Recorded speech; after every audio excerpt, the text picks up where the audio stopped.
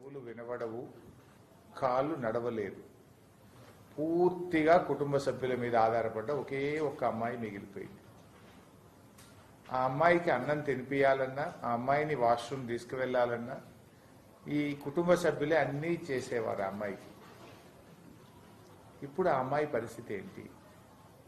ఆ అమ్మాయి జీవితం ఏంటి? పాపం చెవులు వినబడని, మాటలు రాని, నడవలేని ఆ అమ్మాయి జీవితాన్ని ఒక్కసారి ఊహించుకుంటే గుండె చెరువవుతుంది.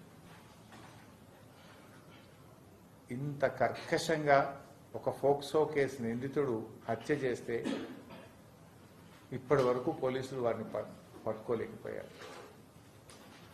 ఆనాడు అత్యాచారం చేసిన తర్వాత కూడా పోలీసులు పట్టుకోకుండా నిందితుడికి సహకారం అందించి నెల రోజుల పాటు అరెస్ట్ చేయకుండా అతను యాంటిసిపేటరీ బెయిల్ తేవడానికి ప్రభుత్వము పోలీసులే సహకరించారు. ఇప్పుడు 10వ తేదీ రాత్రి 6గురిని హత్య చేస్తే ఇంతవరకు ఆ నిందితుడిని పట్టుకోలేదు. పరామర్శ కోసం వెళ్లిన బీఆర్ఎస్ పార్టీ డిప్యూటీ లీడర్, మాజీ హోంమంత్రి సబితా ఇంద్రారెడ్డి గారిని మాత్రం చేజ్ చేసి పట్టుకున్నారు. సబిత గారిని, సత్యవతి గారిని, పద్మ గారిని. మీ ప్రతాపం ఎవరి మీద?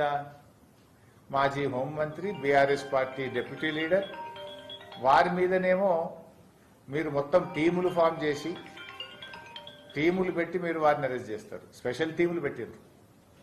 ఎందుకు? పరామర్శ కోసం వెళ్తామన్న సత్యవతి రాథోడ్నో, సబితా ఇంద్రారెడ్డినో, ఆర్ఎస్ ప్రవీణ్ గారినో, పద్మ గారినేమో వాళ్ళ ఇంటి దగ్గర నుంచి స్పెషల్ టీములు ఫామ్ చేసి వాళ్ళని అరెస్ట్ చేసి పోలీస్ స్టేషన్లలో పెడతారు.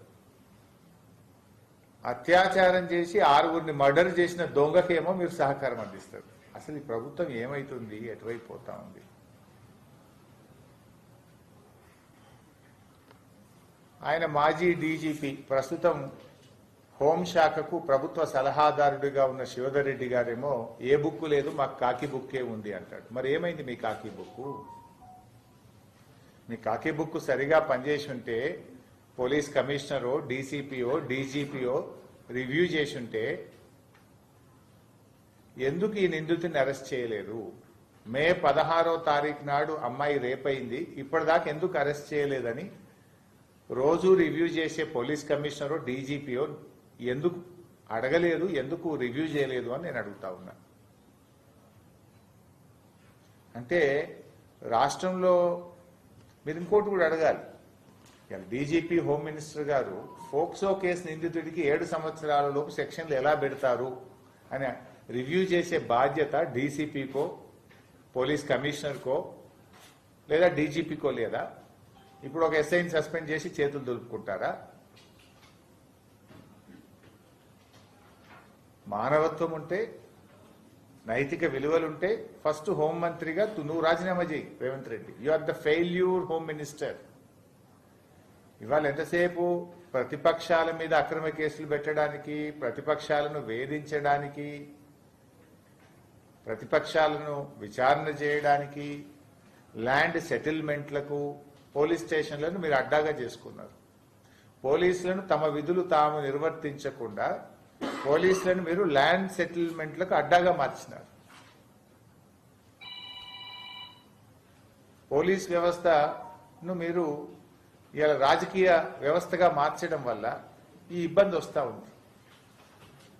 ఇప్పుడు ప్రస్తుత డీజీపీ సివి ఆనంద్ ఏమో మావోయిస్టులే మంచోళ్ళు అంటాడు.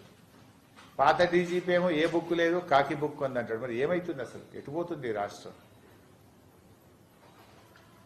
అన్యం పుణ్యం ఎరగని 3 చిన్నారులను అత్యంత కిరాతకంగా హత్య చేస్తే ఈ ప్రభుత్వానికి చీమగుట్టినట్టు కూడా లేదు.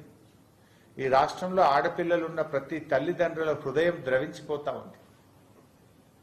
ఏంది అసలు మా పిల్లల పరిస్థితి ఏందని ఇవాళ ప్రతి తల్లి తండ్రి ఆందోళన చెందుతున్నారు.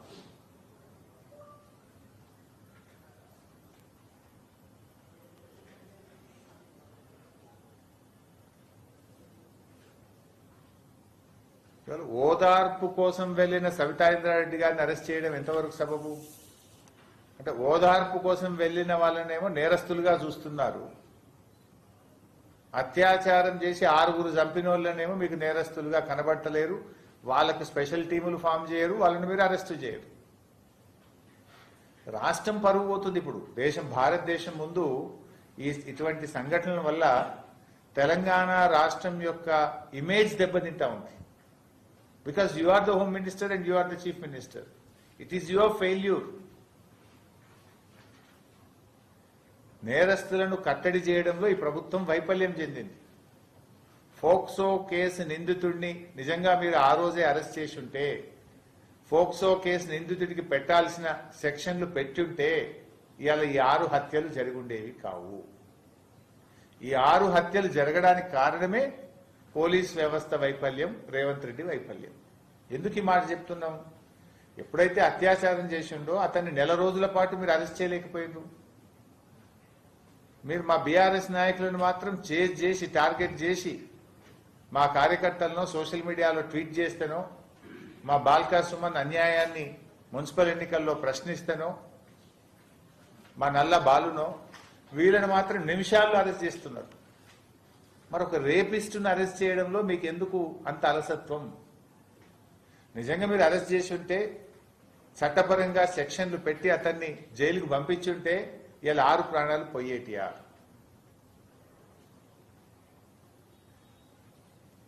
ఇది రాజకీయాల కోసం మాట్లాడతలేవు, బాధాతప్త హృదయంతో మాట్లాడుతున్నాం. ఆ కుటుంబం ప్లేస్లో మీరుంటే ఏంది పరిస్థితి? ఆ కుటుంబ రక్త సంబంధికులు ఎంత బాధపడుతుంటారు, ఎంత ఆవేదన చెందుతుంటారు? ఒక్కసారి ఆ స్థానంలో ఉండి ఆలోచించండి. పాపం ఆ మూగ చెవిటి వికలాంగురాలైన అమ్మాయి స్థానంలో ఉండి ఒక్కసారి ఆలోచించండి. ఒకతే మిగిలింది కుటుంబంలో, 6 మర్డర్ కాబడ్డారు, ఒక్క అమ్మాయే మిగిలింది. ఆ అమ్మాయి మూగ, చెవుడు, 2 కాళ్ళు లేవు. అసలు ఆ అమ్మాయి ఎంత హృదయ విదారకంగా బాధపడి ఉంటుంది. ఆ అమ్మాయి పరిస్థితి ఏంటి? అసలు ఆమెను ఎవరు ఓదార్చగలుగుతారు? ఆమె జీవితాన్ని ఎవరు కాపాడగలుగుతారు? అసలు ఆ అమ్మాయి పరిస్థితి ఏంటి? ఆమెను ఎవరు చూసుకోవాలి రేపు? ఆమెను ఎలాగో ఎవరు పెళ్లి చేసుకోవడం కష్టం.